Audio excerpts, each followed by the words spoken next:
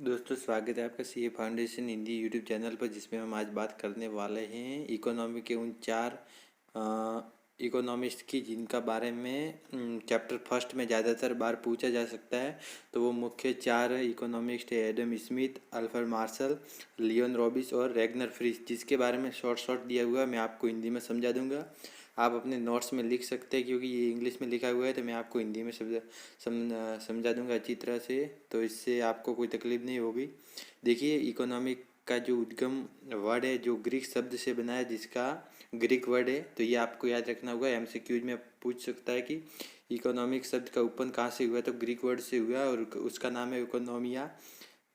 उसका अर्थ होता है हाउस होल्ड मैनेजमेंट, मतलब घरेलू कार्य करते। उसका इकोनॉमिक का जनक या फादर एडम स्मिथ को कहते हैं। उन्होंने एक 1776 में एक बुक पब्लिश की थी, उसका नाम है an inquiry into the nature causes of wealth of nation, जिसका शॉर्ट फॉर्म है an inquiry into the nature.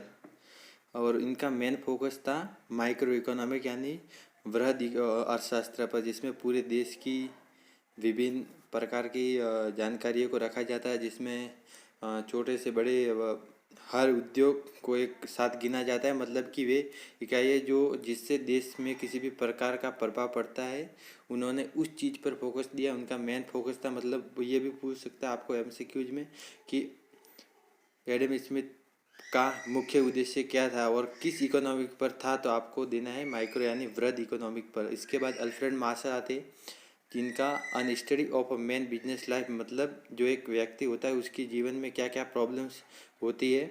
और इनका मेन फोकस वो था कि माइक्रो इकोनॉमिक मतलब कि एक व्यक्ति अपना कैसे प्रोडक्शन करेगा, कैसे क्या क्या करेगा, तो वो सभी छोटे से, मतलब एक उद्योग को लेकर, एक संपूर्ण उद्योग को न लेकर एक व्यक्तिगत उद्योग पर उनका मेन फोकस था। तो आपको पूछ सकता है कि अल्फ्रेड मार्शल का किस चीज़ पर फोकस था, तो आपको आंसर देना है कि सूक्ष्म अर्थशास्त्र पर, वृहद अर्थशास्त्र पर, ना कि सूक्ष्म अर्थशास्त्र। उसके बाद आते हैं लियोनल्स रॉबिन, जिनका मेन उद्देश्य था कि study of a relation square of its and, मतलब कि व्यक्तियों के पास इच्छाएं तो बहुत ज़्यादा होती है, पर उनको पूर्ण करने के लिए साधन सीमित होते हैं। और इनका मेन फोकस था कि एक आदमी अपनी सीमित संसाधनों का उपयोग करके अपनी आवश्यकताओं को ज़्यादा से ज़्यादा कैसे पूर्ति कर सकता है। इसमें लिखा हुआ है main focus on the unlimited wants and limited resources, मतलब कि असीमित आवश्यकताओं को सीमित साधनों पर कैसे पूर्ण कर सकता है। इसके बाद आते हैं रैगनर फ्रिश, जिनकी एक पुस्तक, जिन्होंने 1933 में अपना अर्थशास्त्र में एक पुस्तक थी, और उसका पुस्तक का नाम तो आपको कभी पूछेगा नहीं। उन्होंने अर्थशास्त्र को दो भागों में बांटा था,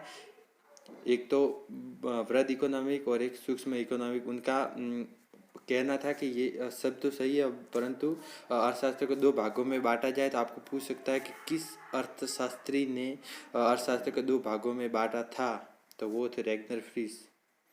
और जो आपको एमसीक्यू दिए हैं वो करने हैं, और उसके बाद ये आज का अपना चैप्टर ख़त्म होता है। धन्यवाद।